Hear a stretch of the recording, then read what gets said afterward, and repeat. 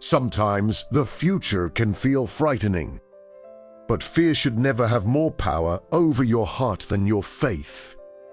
Not long ago, a young woman came to see me. Her name was Andressa, and she was finishing her first year of college. She was carrying a question that countless young people wrestle with today. I thought our conversation might encourage someone else, so I'd like to share it with you.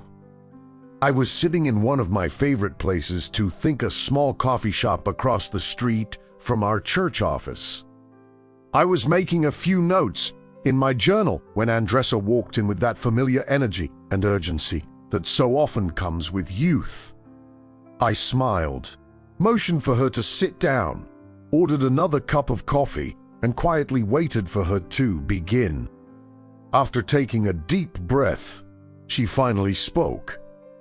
"I'm almost done with my first year of college, and I feel like I chose the wrong major. This isn't what I thought it would be, but if I change now, I'll lose an entire year of my life. I honestly don't know what to do. I'm afraid of what my future will look like." Asai Lisan, it became clear that her goal wasn't her major, it was her fear of the future. So, instead of answering her question directly, I wanted to help her open her heart a little more. I sighed. Being afraid of what's ahead is perfectly natural. Every meaningful change in life comes with uncertainty. You're human, and you have every right to feel afraid. She wrapped both hands around her coffee cup for a moment and then said, "I've been afraid of a lot of things before. Heights, spiders, even speaking in front of people. But this feels different. This feels much bigger." Her coffee arrived. As she slowly stirred it, I answered, "Those are different kinds of fear. The fear you're feeling now isn't about something that's happening. It's about something that hasn't happened yet." Fear often lives inside the future we create in our own imagination, and there's nothing wrong with feeling afraid. In fact, fear can actually be a sign of wisdom. I could tell that answer caught her attention. She looked at me with genuine curiosity and asked, "How can something that keeps me frozen possibly be wise?" I smiled. Fear doesn't make your decisions for you. It simply tries to influence them, whether you stay or choose a different path. That's still your decision. The real question is this: what kind of future do you truly want to build? What dream has God placed in your heart? Once you know that, fear loses much of its power, because you're no longer following your fear. You're following your purpose. Very often, the life you've been praying for is waiting on the other side of the very fear you're trying to avoid. Sometimes all you need is the courage to take one more step. If you never move forward, you allow fear to steal the future God may have prepared for you. She sat quietly for a moment. Then she looked at me and asked the question she had really wanted to ask all along. "So, what should I do? Should I stay, or should I change my major?" I smiled again. For a brief moment, I remembered myself at her age, standing in front of decisions that seemed much bigger than they really were. Then I answered, "That decision has to come from your own heart. But let me remind you of something. I'm certain you've already faced moments like this before.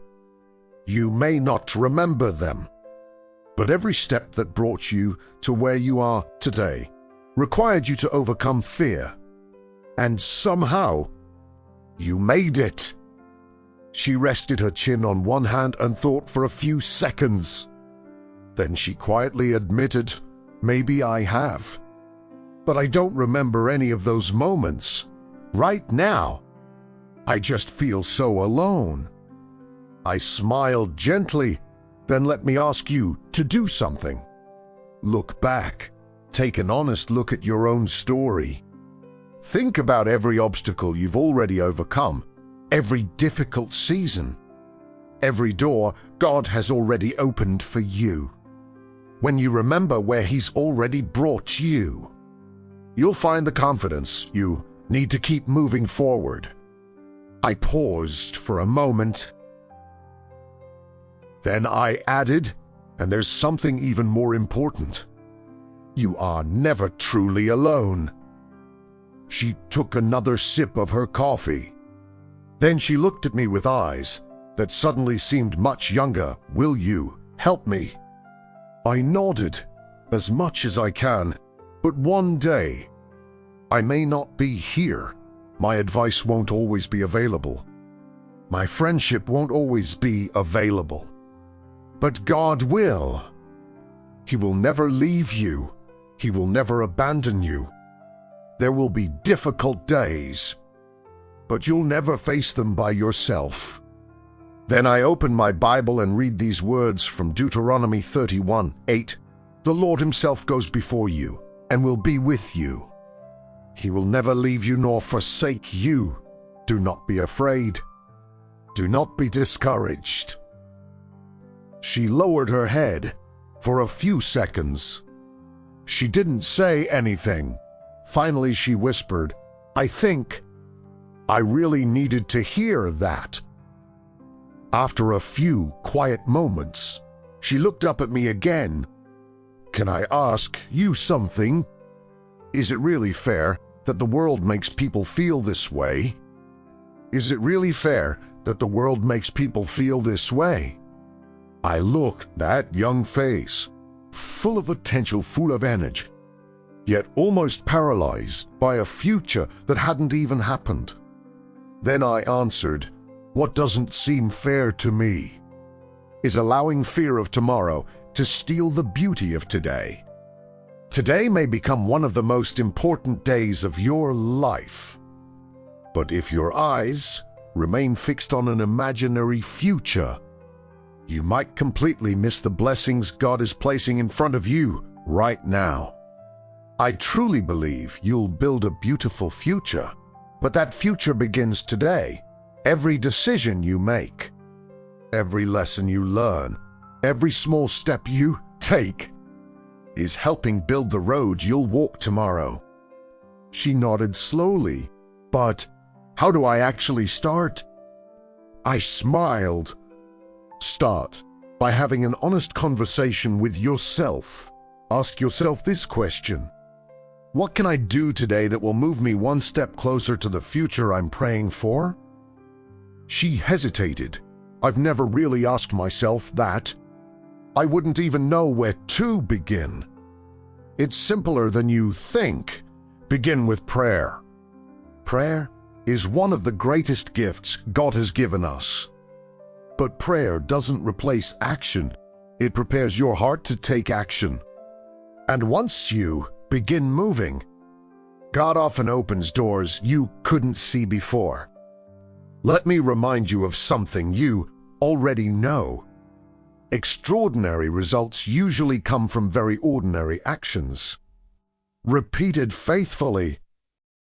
She smiled, kind of like training for a sport. Exactly. A basketball player doesn't become great after one practice.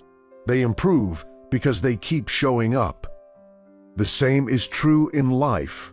Small acts of consistency create extraordinary futures. That's true in your career. It's true in your relationships. And it's true in your walk with God. She leaned back in her chair.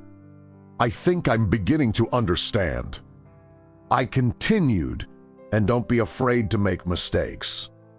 The road toward your future is never perfectly straight. Sometimes God redirects us, and that's perfectly okay.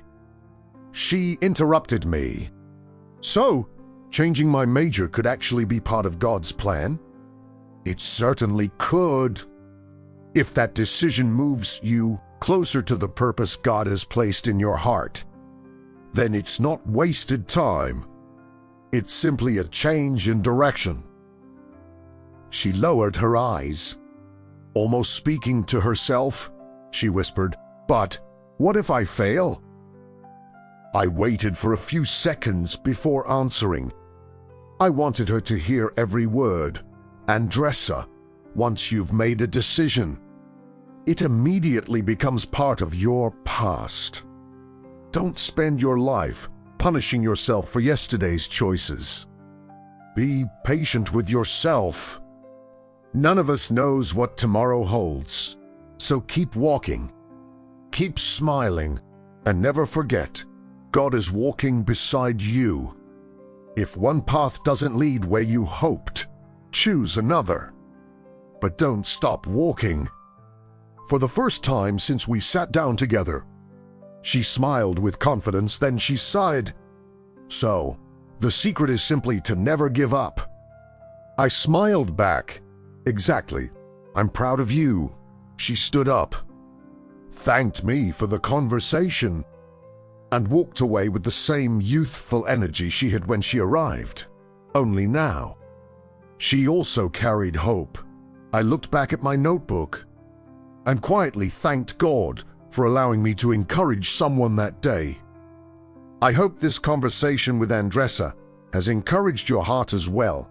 If this message spoke to you, leave a comment below. I'd love to hear where you're watching from. And if you know someone who's afraid of the future, please share this message with them. It may be exactly what they need today. If you'd like me to pray specifically for you, or if you'd simply like to share what you're going through, my email address is in the description below. I personally read every message. Everything you share will remain completely confidential. Don't lose heart. God is already preparing a path before you. Amen.